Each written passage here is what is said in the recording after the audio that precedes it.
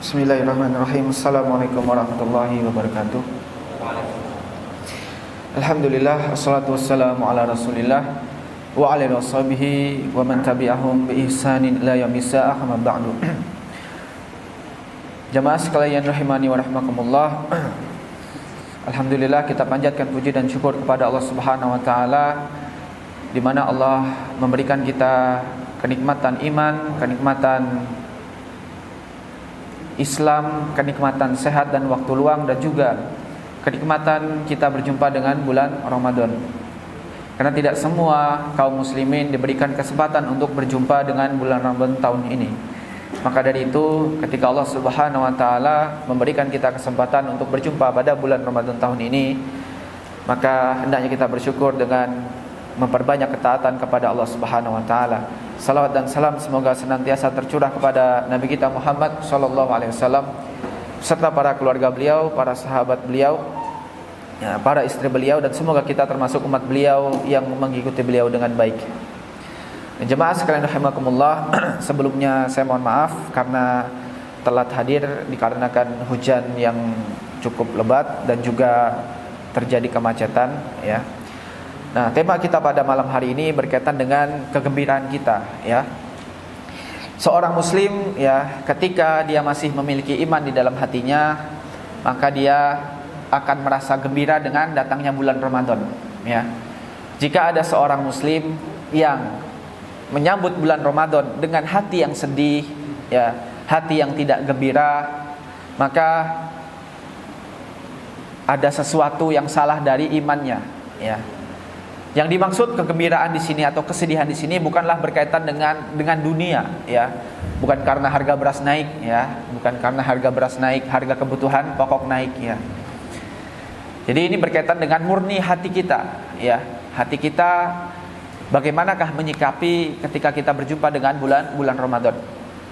Maka sikap seorang muslim ketika berjumpa dengan bulan Ramadan, hendaknya dia, ya, sikapi dengan hati yang gembira, karena ini adalah di antara bentuk tanda keimanan seorang muslim, ya. Dan di antara alasan, ya, di antara alasan mengapa seorang muslim itu harus gembira. Jadi harus, ya, bukan hanya dianjurkan tapi harus gembira dengan datangnya bulan Ramadan, ya. Di antara alasannya sebagaimana Nabi SAW bersabda dalam hadis riwayat Ahmad. Setidaknya di dalam hadis ini disebutkan, ya, ada 6 alasan kenapa kita harus bergembira dengan datangnya bulan Ramadan. Nabi SAW mengatakan, qad ja'akum Ramadhanu.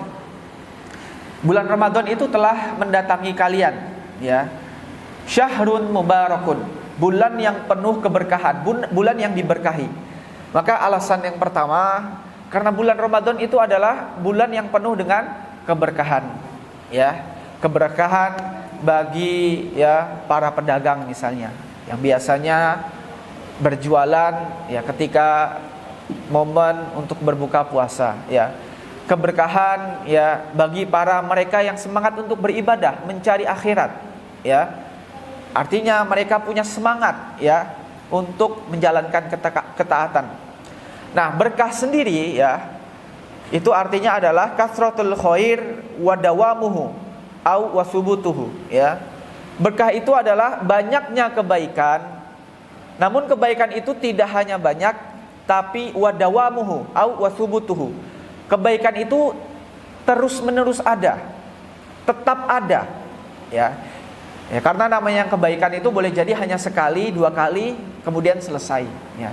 Tapi yang namanya berkah itu adalah sebuah kebaikan yang dia itu tidak hanya banyak, kasratul khair, tidak hanya banyak tapi terus menerus ada.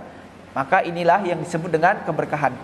Maka kita lihat di bulan Ramadan banyak sekali seorang muslim yang merasa, ya, imannya naik, ya, dibandingkan dengan bulan-bulan yang lainnya. Nah, jika ada seorang muslim yang punya di dalam hatinya seperti ini, semangat ibadahnya naik, maka ini adalah tanda dia gembira dengan bulan Ramadan. Itu alasan yang pertama. Alasan yang kedua, Rasulullah sallallahu alaihi wasallam melanjutkan hadisnya, iftaradallahu alaikum siyamahu, ya. Rasulullah sallallahu alaihi wasallam mengatakan Allah Subhanahu wa taala, ya, mewajibkan puasa untuk kalian, ya. Jadi di bulan Ramadan, ya, maka seorang muslim itu wajib melakukan ibadah puasa, ya. Wajib melakukan ibadah puasa. Maka jika ada seorang muslim yang tidak mengerjakan ibadah puasa, maka dia akan mendapatkan dosa yang sangat besar, ya. Kenapa kita harus bangga? Karena, ya, kita telah bisa menjalankan salah satu dari 5 rukun Islam, ya. Puasa rukun Islam keberapa? Keberapa? Ketiga atau keempat? Hah? 3 atau 4? Keempat, ya. Puasa di bulan Ramadan itu rukun Islam yang keempat, ya. Jadi kalau kita bisa mengerjakan ibadah puasa di bulan Ramadan, maka artinya kita telah menjalankan rukun Islam yang keempat. Maka seharusnya kita senang, ya kan? Jadi jangan cuma senang saja, ya, ketika bisa mengerjakan rukun Islam yang kelima, haji, senang, ya kan? Haji senang, bisa senang, ya. Tapi kenapa menjalankan ibadah puasa kok biasa-biasa saja, ya? Maka dari itu seorang muslim ketika dia melakukan ibadah puasa di bulan Ramadan, ya jangan sampai karena apa? Karena ya itu umumnya kaum muslimin. Kenapa puasa? Ya karena kaum muslimin puasa. Tetangga kanan kiri puasa, teman-teman puasa. Ya udah saya ikut puasa aja. Maka ketika seorang muslim ya cuma hatinya seperti ini, maka dia belum merasakan kenikmatan, ya, kenikmatan berpuasa di bulan Ramadan. Ya. Nah, berkaitan dengan poin yang kedua ini, maka Rasulullah SAW mengatakan kalian diwajibkan untuk melakukan ibadah puasa. Nah, siapa sajakah yang masuk kategori diwajibkan orang yang berpuasa? Ya, jadi ini harus kita ketahui. Ya, yang pertama adalah dia beragama Islam. Maka seorang yang beragama Islam wajib melakukan ibadah puasa di bulan Ramadan. Kemudian yang kedua, dia sudah memasuki usia balik, ya, usia balik. Kalau laki-laki biasanya ditandai dengan mimpi, ya, bukan sekedar mimpi tapi mimpi luar biasa, ya. Kalau perempuan ditandai dengan keluarnya darah haid. Maka ketika ada seorang yang punya ciri-ciri yang demikian, ya, maka dia sudah masuk kategori usia balik. Di sini sudah balik semua kan? Sudah ya, berarti nggak ada yang belum balik ya, alhamdulillah ya.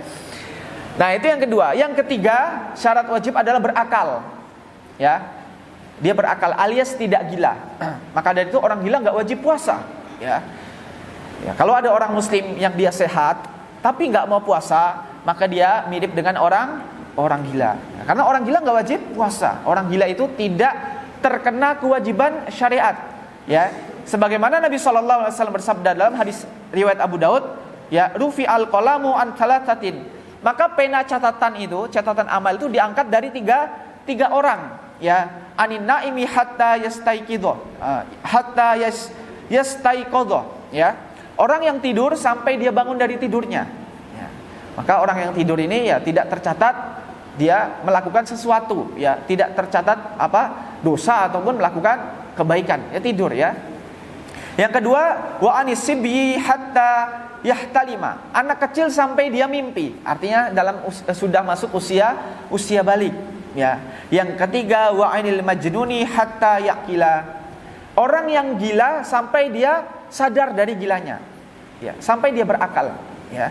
Maka hadis ini menunjukkan, ya, orang yang berakal itu wajib, ya, berpuasa. Terkena beban syariat. Nah, di antaranya adalah ibadah puasa. Nah, kemudian yang keempat, jemaah sekalian rahimakumullah, ya, seseorang itu terkena kewajiban puasa yaitu dalam keadaan mukim. Dalam keadaan mukim ini dia tidak safar, tidak bepergian jauh. Maka dari itu ketika ada seorang muslim yang dia bepergian jauh safar, maka dia punya atau ada yang namanya rukhsah, keringanan, ya. Dia punya keringanan artinya boleh untuk tidak berpuasa. Ya, maka kalau ada orang yang bepergian jauh kita lihat tidak berpuasa, maka jangan heran. Kenapa? Karena itu adalah keringan untuk dirinya. Maka dia wajib mengganti di hari yang lain, ya. Nah, patokan seseorang itu dikatakan safar, maka untuk mudahnya dilihat jaraknya saja, ya. Misalnya jaraknya Para ulama mengatakan sekitar 83 atau 84 kilometer. Nah, kalau jarak perjalanannya ya sudah menempuh jarak sekian seperti yang tadi disebutkan, maka dia sudah terkategorikan sebagai seorang musafir. Artinya dia punya rukhsah, punya keringanan untuk tidak berpuasa, namun dia wajib mengganti di hari yang lain. Kemudian yang kelima adalah ini khusus bagi muslimah, yaitu suci dari haid dan nifas ya. Maka seorang muslimah yang tidak haid dan tidak nifas, dia wajib untuk berpuasa. Kemudian yang terakhir, yang keenam, dia mampu untuk berpuasa ya, mampu untuk berpuasa. Ketika seorang muslim itu tidak mampu untuk berpuasa, maka dia boleh untuk berbuka. Nah, kategori tidak mampu ini ada beberapa ya. Yang pertama, kategori orang yang sakit ya. Orang yang sakit ini dikatakan tidak mampu berpuasa. Namun dengan catatan sakitnya itu sakit yang membahayakan ya. Kalau dia puasa itu bisa memperparah sakitnya ya, bisa membahayakan tubuhnya. Bukan sakit biasa. Misalnya sakit apa?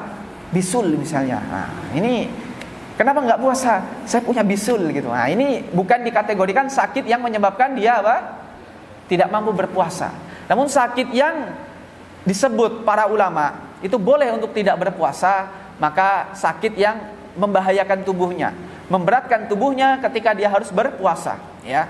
Maka orang yang sakit seperti ini dia harus mengganti di hari yang lain ketika dia sudah sehat.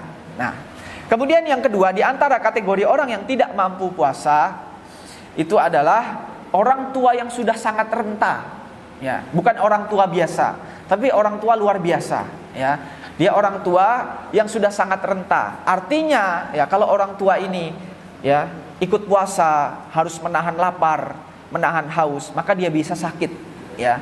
Maka dia ya boleh untuk tidak berpuasa.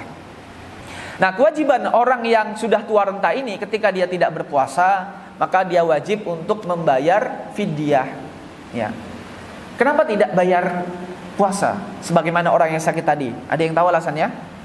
Kalau orang yang sakit tadi, dia harus ganti di hari yang lain, di luar bulan Ramadan. Tapi kalau orang yang sakit, yang sudah tua renta ini, maka dia tidak mengganti puasa Ramadan, tapi apa? Membayar fidyah. Ada yang tahu alasannya? Kenapa? Kenapa? Sudah tidak kuat puasa. Ya. Jadi orang yang sudah tua renta ini, ya, mau sakitnya tahun ini, tahun depan, atau 2 tahun lagi, kalau dia masih punya umur, dia tetap tidak akan bisa berpuasa. Maka kewajiban dia itu untuk membayar apa? Membayar fidyah. Nah, tata cara membayar fidyah itu sendiri, ya, itu ada 2 cara. Ya, sebagian orang ini bingung, cara bayar fidyah itu gimana? Tata caranya ada 2 cara. Yang pertama adalah ketika dia punya utang puasa misalnya 1 bulan, artinya dia punya utang 29 atau 30 hari ya. Maka tata cara yang pertama, dia bisa memberi makan 1 orang miskin setiap harinya selama 29 hari atau 30 hari. Jadi setiap 1 orang miskin dia kasih, tapi tiap hari. Orangnya sama, tidak masalah ya. Tata cara yang kedua, pada 1 hari dia kumpulkan 29 atau 30 orang miskin, langsung dia beri fidyah ya. Maka ini adalah 2 tata cara untuk membayar fidyah.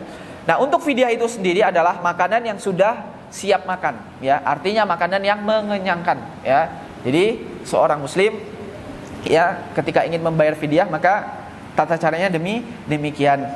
Nah, ini adalah diantara ya seseorang yang dikategorikan tidak mampu berpuasa, yaitu orang yang tadi, orang yang sakit yang membahayakan, ataupun orang tua yang sudah sangat renta. Nah, jamaah sekalian rahimakumullah, kemudian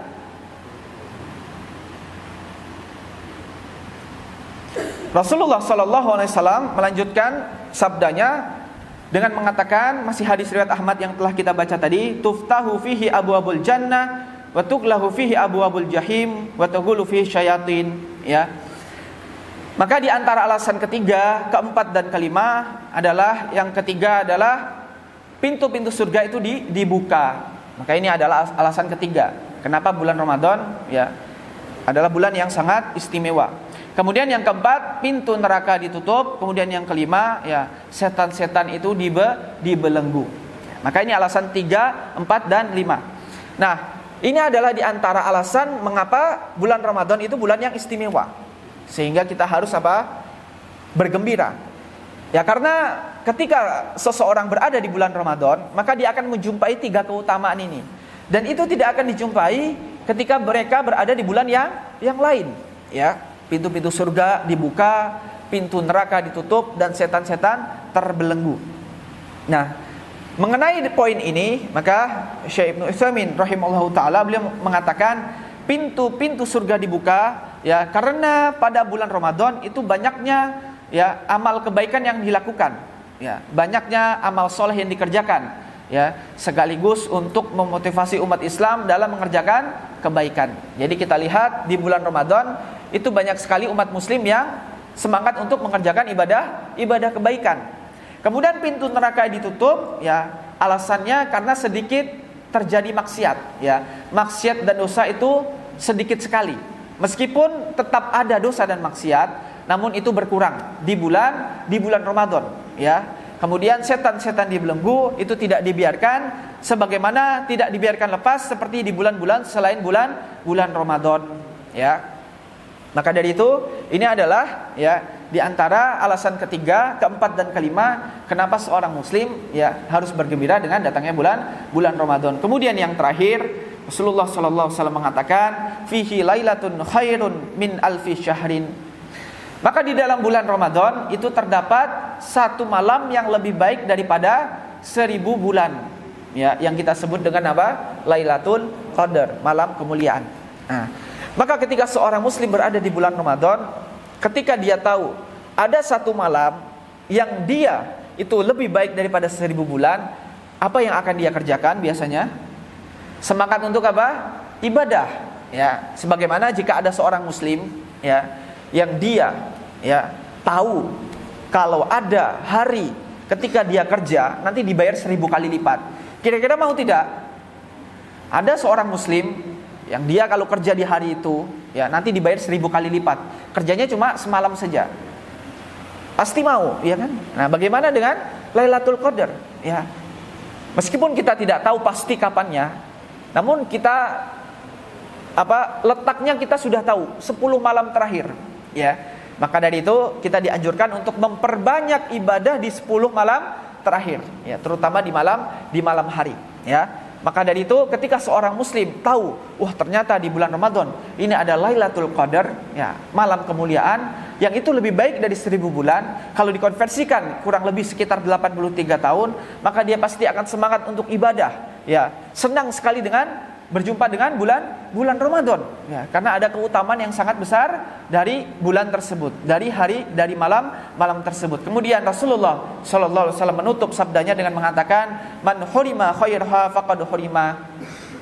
Barang siapa yang dia itu tercegah dari melakukan kebaikan pada bulan Ramadan, maka dia telah tercegah atau terhalangi dari kebaikan yang sangat banyak. Maka dari itu jemaah sekalian rahimakumullah, ketika kita berada di bulan Ramadan namun ternyata amal ibadah kita biasa-biasa saja, artinya sama saja dengan bulan-bulan yang lain, maka sungguh kita telah tercegah dari banyak kebaikan, ya. Karena apa? Karena pada umumnya seseorang itu ketika berada di bulan Ramadan, maka pada umumnya ya orang yang masih memiliki iman di hatinya pasti akan punya semangat untuk beribadah di bulan Ramadan. Nah, jamaah sekalian rahimakumullah, ketika di dalam hati kita itu punya perasaan yang tidak gembira, ya, artinya hati kita itu bermasalah, ya. Artinya kita punya masalah dalam hati.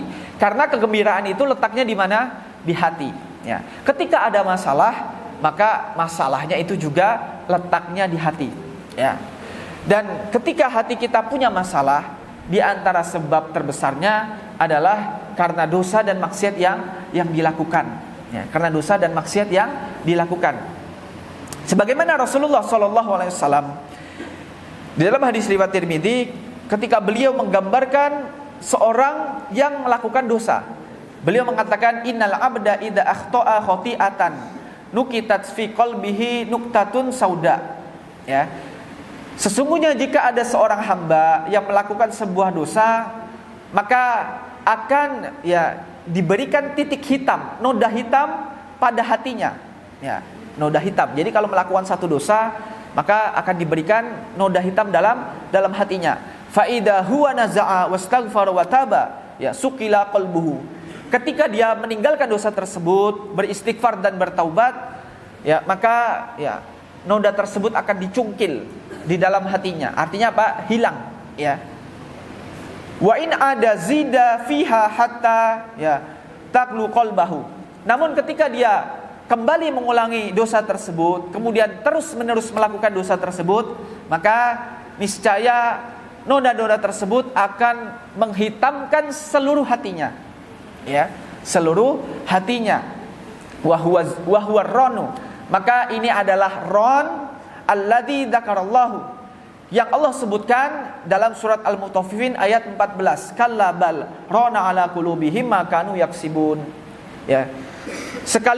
Sungguh sekali-kali tidak demikian, ya. Sebenarnya yang menyebabkan hati mereka itu tertutup itu karena dosa yang telah mereka lakukan.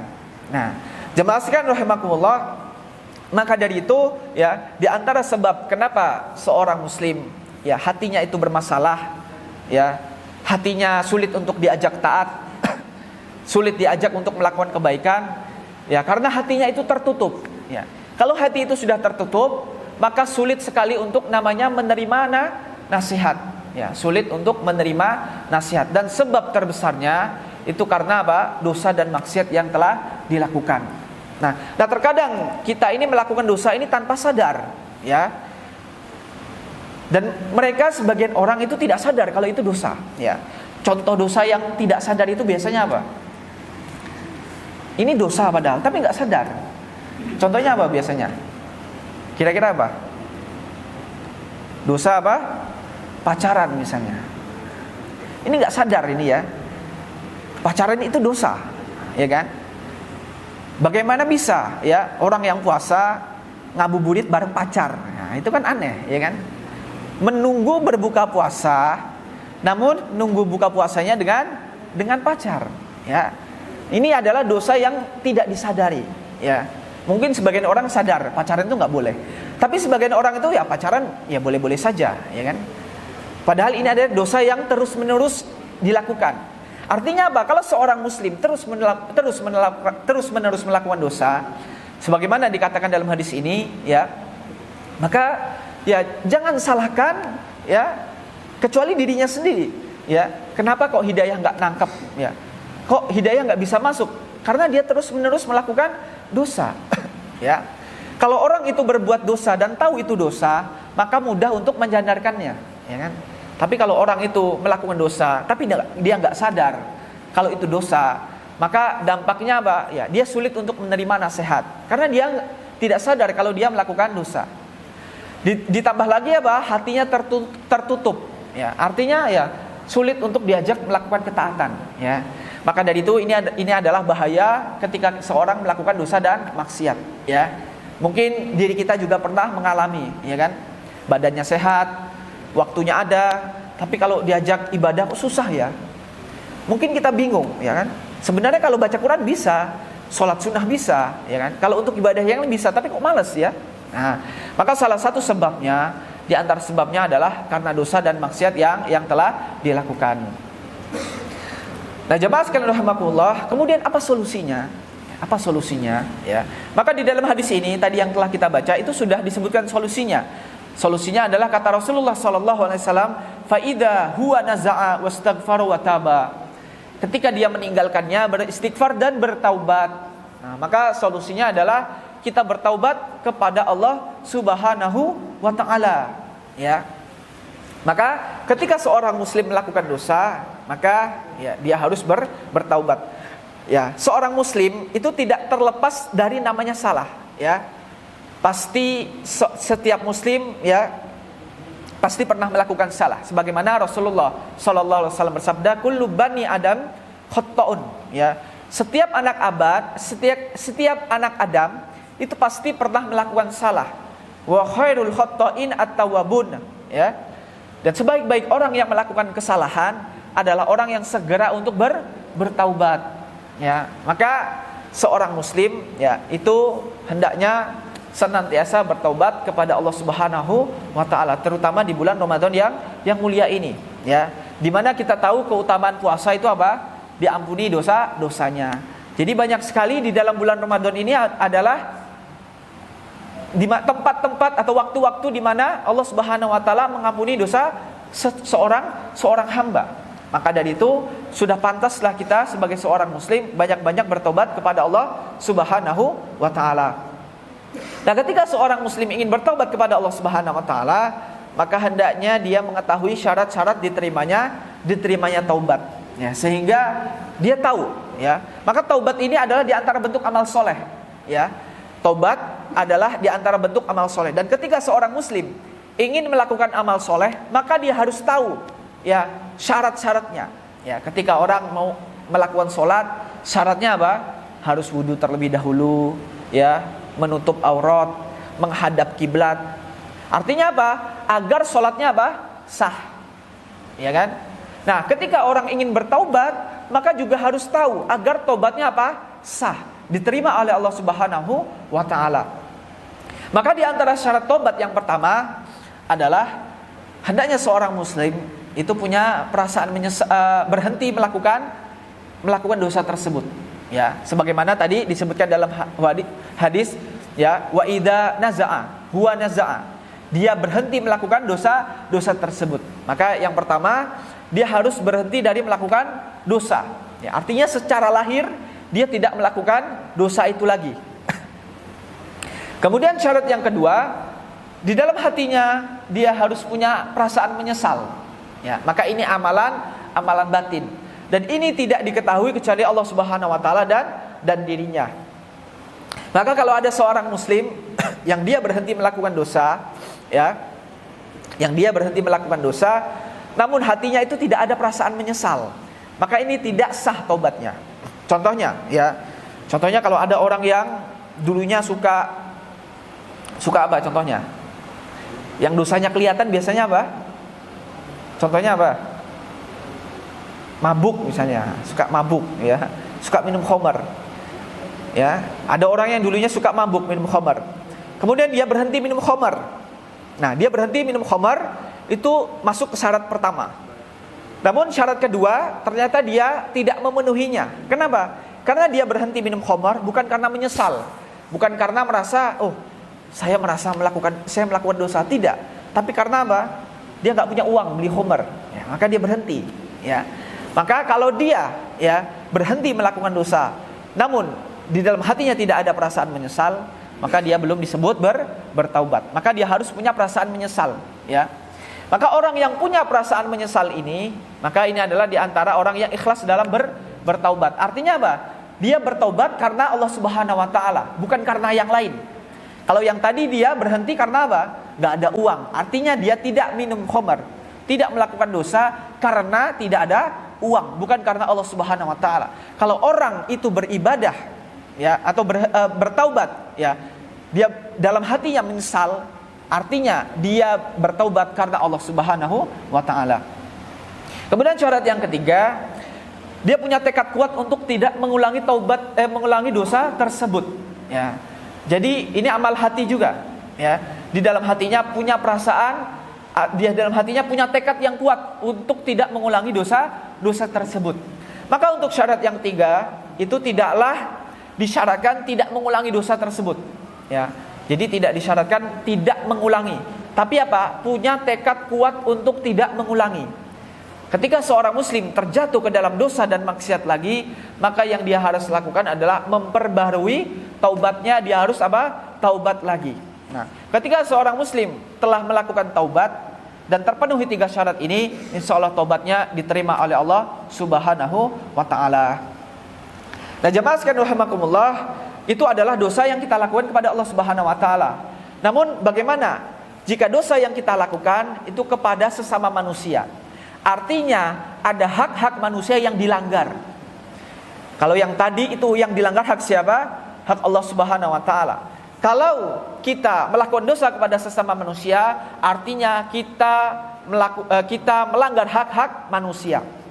Maka syarat taubatnya ada 4. Syarat tobatnya ada 4, yaitu 3 tadi ditambah 1. Jadi 4. Yang satu, yang terakhir, yang keempat ini adalah mengembalikan hak-hak manusia. Ya, kita kembalikan haknya.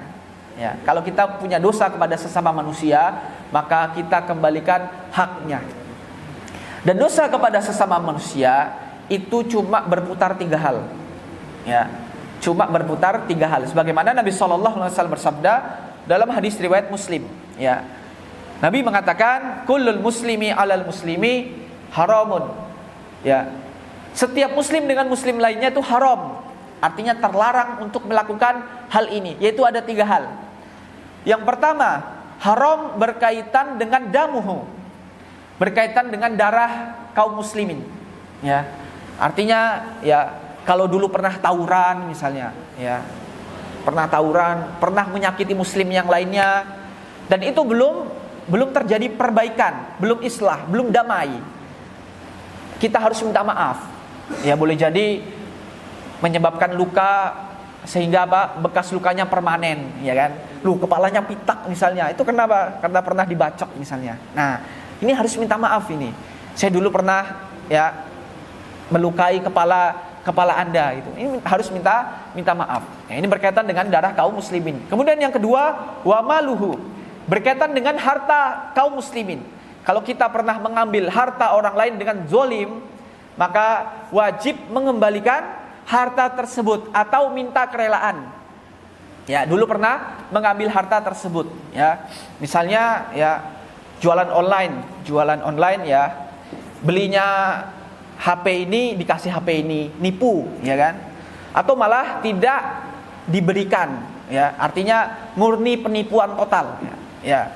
Atau dulu pas SMA misalnya, pas zaman masih lucu-lucunya, ya kan? Beli gorengan 5 ngakunya 2 misalnya, maka 3 gorengannya haram tidak? Haram, ya, harus minta maaf sama ibu kantin, ya. Bu, dulu saya pernah curang gitu ya. Nah, kalau ibu kantinnya memaafkan, alhamdulillah, ya. Maka berkaitan dengan harta ini, ya, pertama kita harus ya mengembalikan haknya, ya, mengembalikan harta tersebut. Kalau dia tidak mau ya menerima permintaan maaf kita kecuali dengan mengembalikan haknya, hartanya, maka wajib kita kembalikan. Kemudian yang ketiga, wa'irduhu, berkaitan dengan kehormatan seorang muslim. Artinya kita pernah mencaci orang lain, muslim lainnya, pernah menjelek-jelekan muslim lainnya, pernah menggibah, menggunjing muslim lainnya, ya. Maka ini berkaitan dengan kehormatan seorang muslim, ya. Maka hendaknya kita minta maaf karena dulu pernah mencacinya, menjelek-jelekannya. Maka ini adalah di antara ya 3 dosa yang terjadi di antara sesama manusia. Maka dari itu ya, ketika kita berbuat dosa kepada sesama manusia itu sebenarnya lebih berat daripada kita berbuat dosa kepada Allah Subhanahu wa taala. Kenapa? Kalau kita berbuat dosa kepada Allah Subhanahu wa taala, itu berkaitan dengan hak Allah. Ketika kita bertaubat dan terpenuhi 3 syarat taubat tadi, insya Allah diampuni. Tapi kalau kita berbuat dosa kepada sesama manusia, maka ada syarat yang keempat tadi yang harus terpenuhi, yaitu mengembalikan hak-hak manusia. Kalau tidak dikembalikan, ya, atau manusia tersebut tidak rela dizolimi berkaitan dengan 3 hal tadi, maka nanti penyelesaiannya di akhirat, ya. Maka dari itu, ya, kalau kita punya dosa kepada sesama manusia, maka hendaknya segera ya berusaha untuk minta maaf, minta kerelaan, ya, sehingga nanti di akhirat tidak akan ditagih lagi. Nah, ini adalah di antara syarat taubat yang harus kita ketahui. Nah, jemaah sekalian rahimakumullah, ya, di bulan Ramadan yang mulia ini, ya, marilah kita banyak-banyak bertobat kepada Allah Subhanahu wa taala, sehingga sehingga kita bisa ringan untuk melakukan ketaatan. Karena di antara hal-hal yang memberatkan kita untuk melakukan ketaatan adalah karena dosa dan maksiat. Dan dosa dan maksiat itu bisa dihapus, bisa dihilangkan dengan tobat kepada Allah Subhanahu wa taala. Demikian, semoga bermanfaat. Kita berdoa kepada Allah Subhanahu wa taala, semoga Allah mudahkan kita untuk senantiasa bertobat kepada Allah Subhanahu wa taala, dan semoga Allah terima tobat yang telah kita lakukan.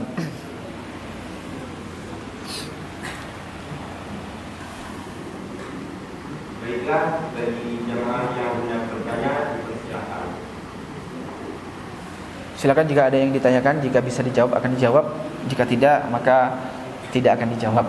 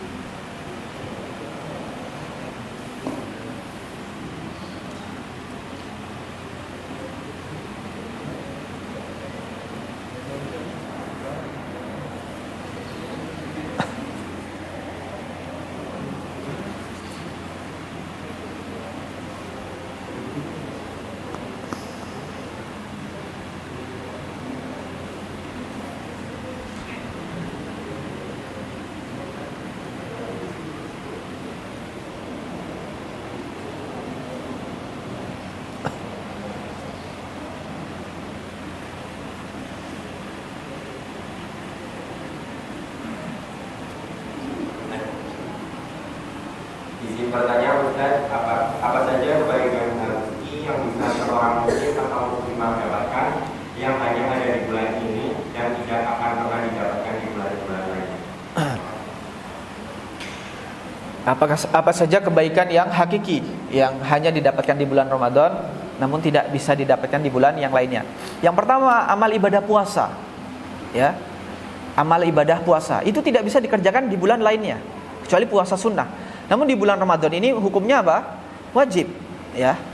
Maka ibadah puasa sunnah ini, ya, kalau ingin kita perhatikan itu ibadah yang sangat istimewa, ya. Pertama, istimewa dari yang memberikan pahala. Kemudian yang kedua, istimewa dari yang mendapatkan pahala. Istimewa yang pertama dari yang memberikan pahala, ya. Kata Allah Subhanahu wa taala dalam hadis qudsi bahwa Allah Subhanahu wa taala yang langsung membalas amalan puasa, ya. Jadi di dalam hadis disebutkan amal ibadah kebaikan itu dilipat gandakan 10 sampai 700 kali lipat.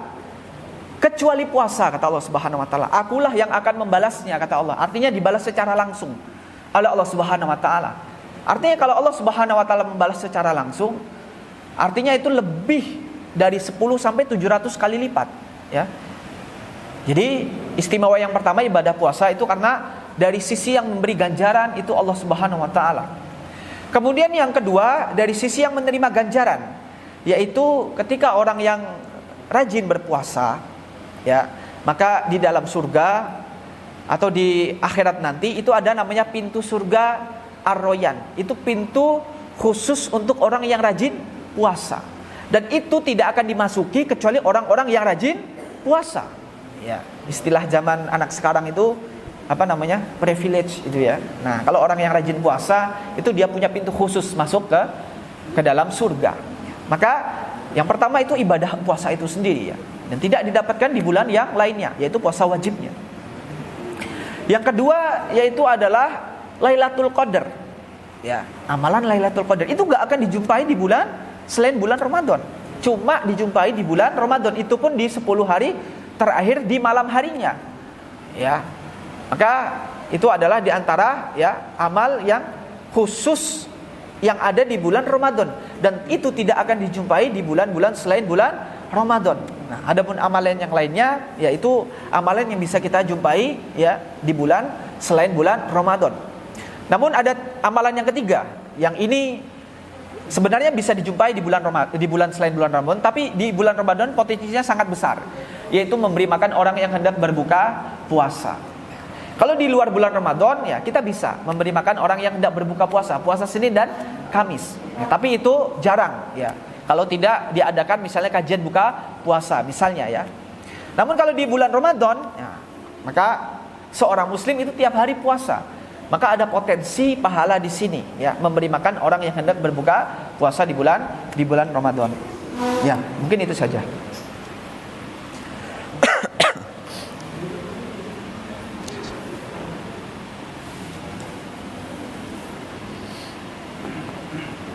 Izin bertanya Ustaz, bagaimana agar istiqomah setelah bertaubat?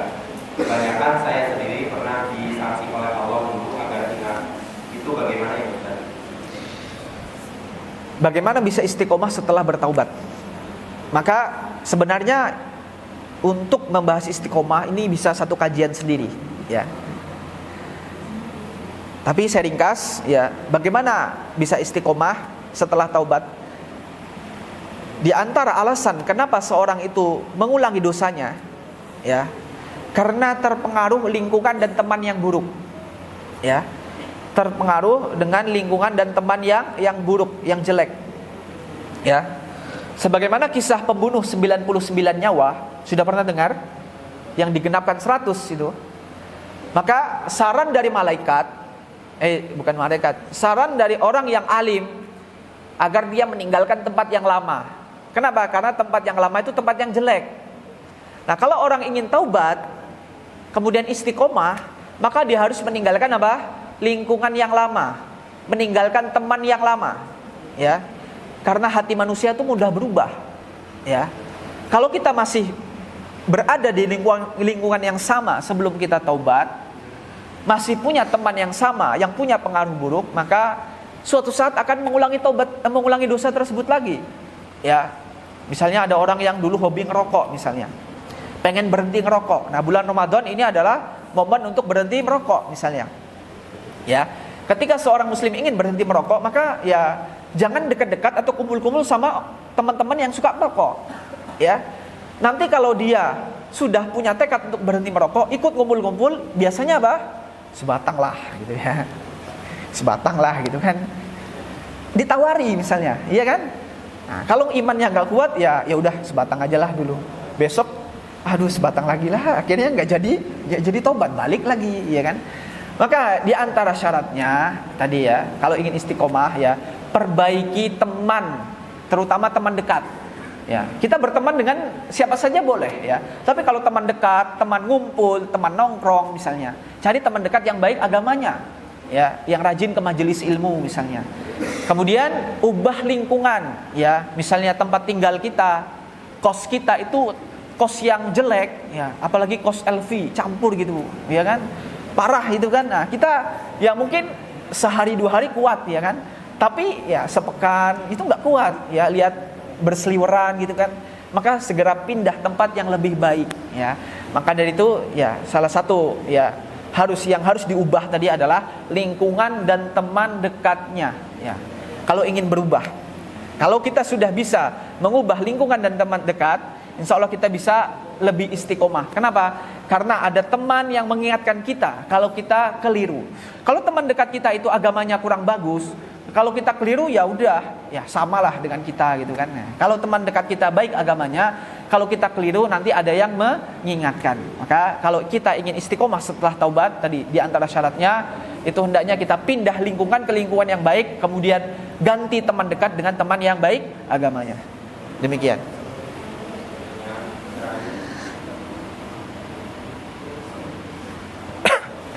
Ustaz, bagaimana kiat-kiat menjaga iman di sisa waktu Ramadan?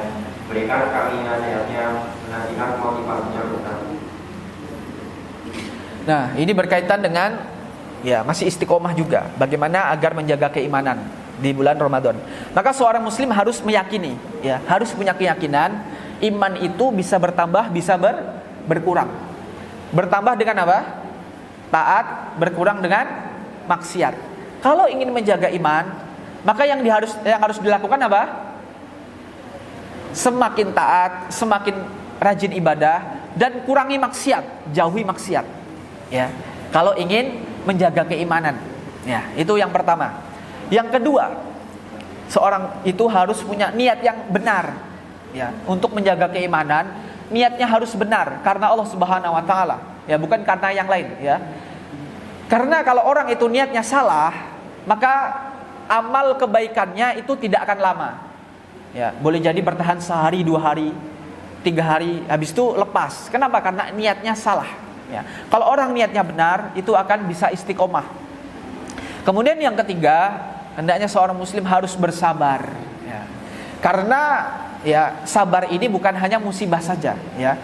Kalau kita bicara sabar, itu biasanya identik dengan apa? Orang yang kena musibah. Ya. Namun sabar ini juga ada pada ketaatan dan menjauhi maksiat. Orang yang melakukan ketaatan itu butuh kesabaran. Ya. Orang puasa sabar, nahan lapar, nahan haus, ya. Orang yang menjauhi kemaksiatan juga apa?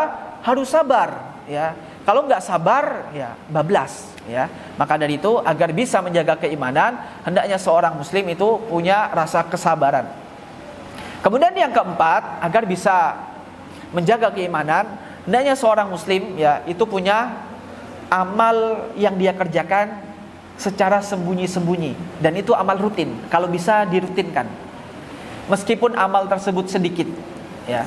Jadi amal yang sembunyi ini lebih dekat dengan ikhlas, ya. Dan amal rutin ini lebih dekat dengan istiqomah, ya.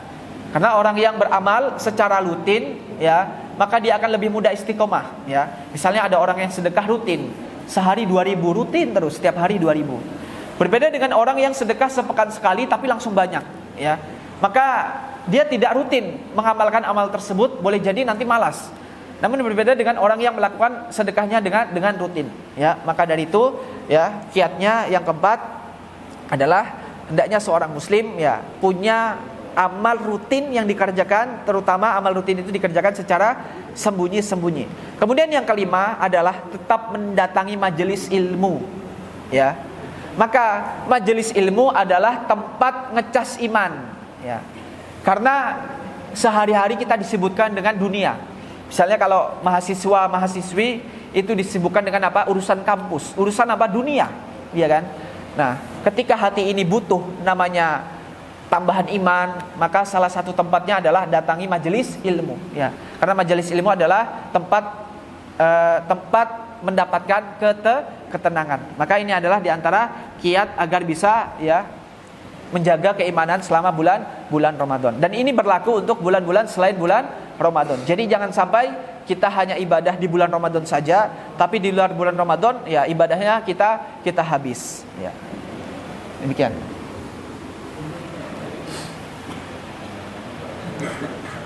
Ya, silakan.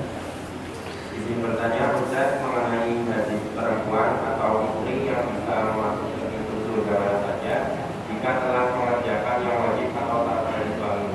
Apakah masih bisa memasuki pintu aroyan ini juga, atau aroyan ini khusus untuk orang yang berpuasa saja?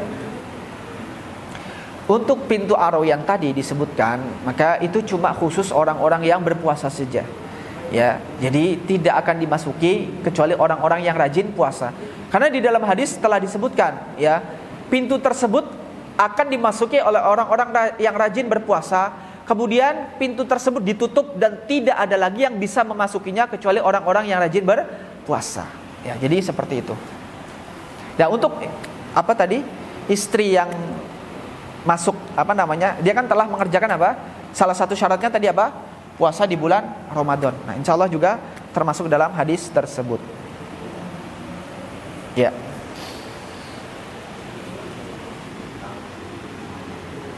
Baik, jika tidak ada yang ditanyakan lagi, demikian, semoga bermanfaat. Kurang lebihnya mohon maaf. Semoga bisa menjadi ilmu yang bermanfaat, yaitu ilmu yang mendatangkan amal soleh. Karena di antara tujuan kita belajar, tujuan kita menuntut ilmu adalah untuk diamalkan, ya, bukan sekedar menjadi tambahan pengetahuan, tambahan wawasan. Maka ilmu tersebut akan bermanfaat ketika ilmu tersebut kita amalkan di kehidupan sehari-hari. Kita berdoa kepada Allah Subhanahu wa taala, semoga Allah mudahkan kita untuk mengamalkan ilmu yang telah kita dapatkan. Demikian, semoga bermanfaat. Wassallallahu ala nabiyina Muhammad wa ala alihi wasallam. Wassalamualaikum warahmatullahi wabarakatuh.